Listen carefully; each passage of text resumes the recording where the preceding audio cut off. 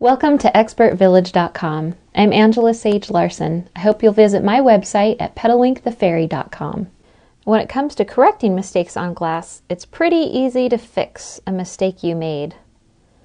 If the paint is still wet, you can take a Q-tip or a little cotton swab, get it just a little bit wet, not too wet, and you can just rub right along and remove it that way.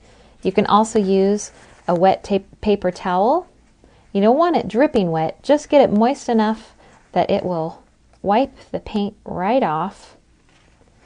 For an area that is already dry, you can use a razor blade and just scrape it off. It doesn't come off quite as easily, but if you just use a lot of care and scrape gently, you'll be able to peel the paint right off.